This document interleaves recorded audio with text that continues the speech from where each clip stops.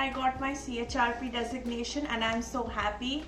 If you're in the HR profession and you want to grow in the HR profession in Ontario, please watch this video till the end. I'm going to tell you about how I got my CHRP designation and what the process is for getting one. In Ontario, HRPA or Human Resource Professional Association organization is the governing body that certifies you, and it is very helpful in your career. You will see a lot of jobs that ask for CHRP designation or pursue it. And I plan on doing my CHRL and CHRE designations as well in the future. So let's begin.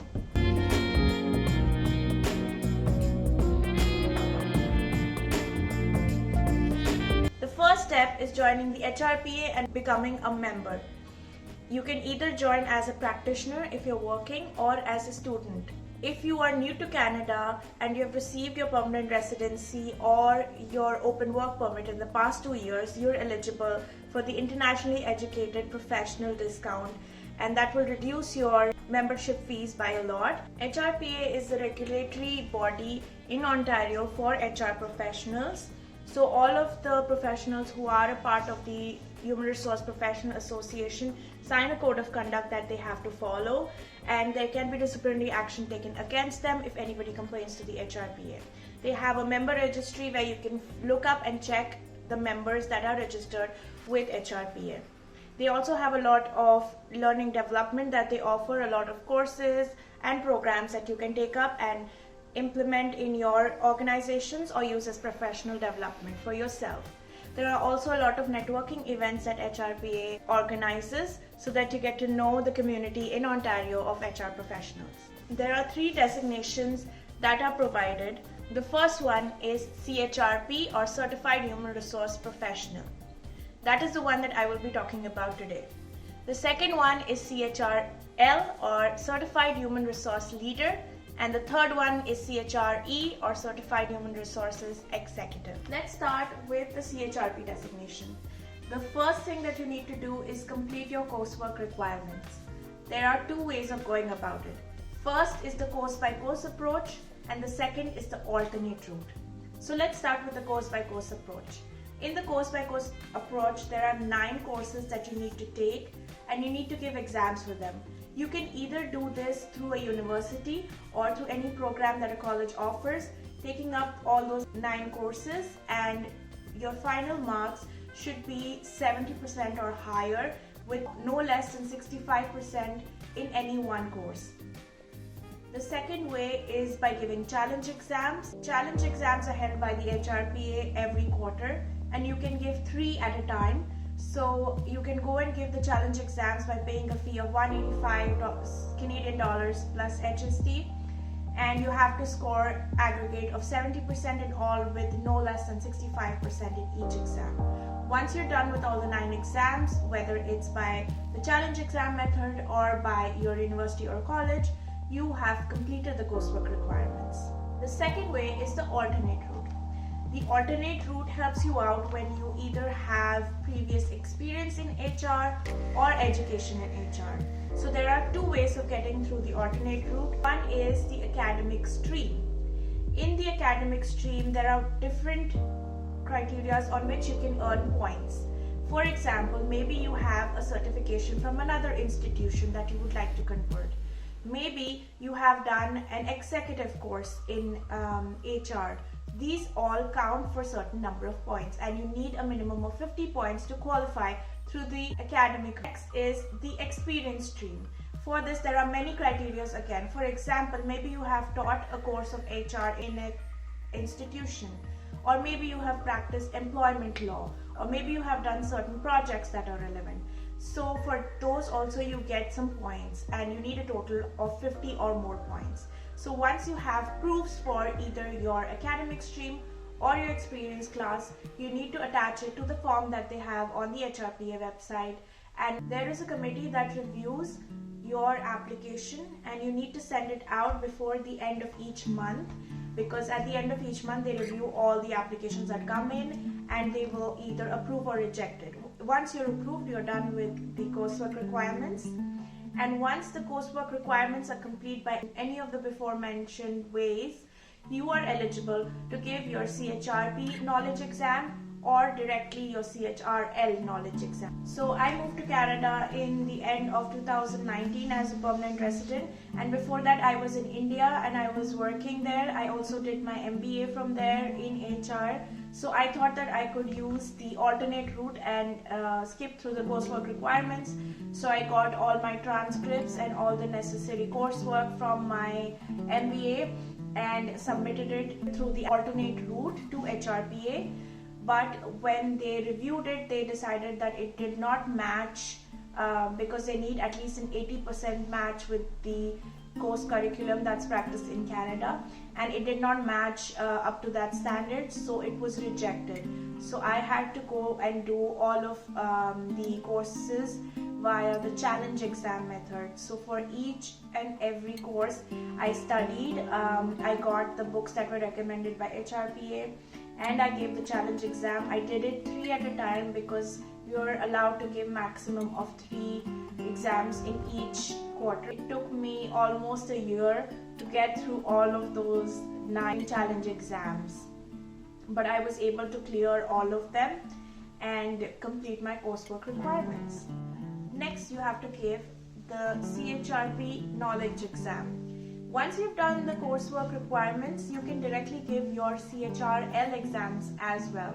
You can give your CHRL exams directly, but in order to get the certification or the designation, you need a certain number of years of experience in HR. If you don't have them, you will have to wait for the number of years to complete, and then you can claim your designation. Till then, you will not have your designation. That's why I decided to do the CHRP certification first and the CHRL later on in my career when I complete the requirements for it. Let's go on to the CHRP knowledge exam. The knowledge exam has 175 multiple choice questions, and it takes 3.5 hours to complete, and it is divided into 2 parts of 1 hour 45 minutes each, and you get an optional 15-minute break in between. So for registering for this exam, the charges are $290 plus HST, and you can only register for this if you have completed the coursework requirement and you are a member, an active member of the HRPA. The HRPA also offers a lot of study material for your exam, so there is a lot of online study material and notes that you can access and buy from HRPA that is used to prepare for your exam. For my exam, I used the notes that I had from my 9 courses. I used the Captus Press that HRPA provides, and I used a book by Belcourt that is on HR management. And those really helped me study well for the exam and prepare. You can see the upcoming dates of the CHRP exam, knowledge exam, on the HRPA website. Now in normal times you could go to the centers and give the exams, but due to the pandemic all the exams were moved online, and I gave it through the Prometric portal. So once you register, they send you your exam details to your email, and you can go in and select the date and times that work for you and register for the exam. When the CHRP exam was completed, I had to wait for about 3 to 4 weeks for my results to come out. HRPA sends the result to you via email, but they also update it on their portal, so you can go to your profile and you see your education records, and there it will tell you if you have passed the exam or how much you scored on it. Once the CHRP Common Knowledge exam is complete, you are now eligible to give the CHRP Law exam. The CHRP Law exam consists of 110 questions. It is the same format as a CHRP Knowledge exam. It is for 3.5 hours, and there are 2 sections of 1 hour 45 minutes each with an optional break in between. It has questions about employment law and practices in Ontario. HRPA recommends an employment law book that you can use.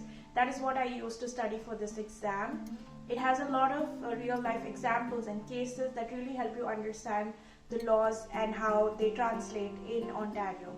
So 3 weeks after doing the CHRP law exam, I got my results, and along with and they told me that I had passed, and along with it I also got the Job Ready program, which is an online program with 4 modules that help you transition into the workplace, and they have coursework on professionalism and ethics.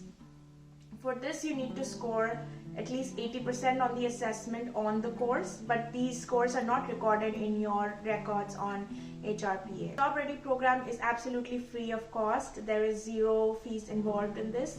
So once you clear the law exam, you just get an email with the link and you get a certain amount of days to complete the Job Ready program. Once you have completed the Job Ready program, HRPA gets an automatic notification that you have completed it with 80% of the marks, and then they can go ahead and issue your CHRP designation. After completing the Job Ready program, I kept checking my email anxiously every day, waiting for that email that I now had my CHRP designation. But after so many days, I suddenly checked my junk email and I found that it had landed there. I was now permitted to use the designation, so I went and updated it on LinkedIn, on my resume, on my email signature, and everywhere. Even when you go to the HRPA website and you search for someone's name, you can check their profile and it tells you which designation they have. So under my profile, it said that I had the CHRP designation, which was very exciting. So if you're actively looking for jobs, you must have noticed that in many jobs they mention that you should have a CHRP designation or you should be actively pursuing it. So these are the job opportunities that have now opened up for me. But there are a lot of other things that I need to do to maintain my CHRP designation. One of them is remain a member of the HRPA. For this, I have to pay my annual fee consistently. The second thing is to complete my continuous professional development or CPD hours. For any CHRP, CHRL or CHRE candidate, they have to complete 67 hours of professional development in 3 years, and they have to submit this log every 3 years. For this, what you can do is you can submit a project that you did at work that might be eligible, any other outside education that you achieved during this time, or you can attend webinars and workshops that HRPA offers and gain CPD hours for that. This is what you need to do to maintain your designation. So this is how I got my CHRP designation.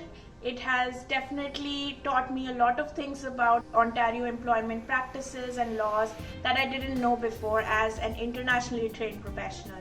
And it has opened a lot of avenues and opportunities for me. If you have any other questions about the CHRP process, please let me know in the comments below and I will try my best to help you out and answer those questions for you. Hope you liked this video. If you did, please give me a thumbs up below. If you are new to our channel, we do a lot of videos on our life in Canada and our home DIY projects like this wall behind me. So if you're interested in that, please subscribe to our channel and hit the notification button so you get updates every time we post our new videos. And I will see you next time. Thank you. Bye.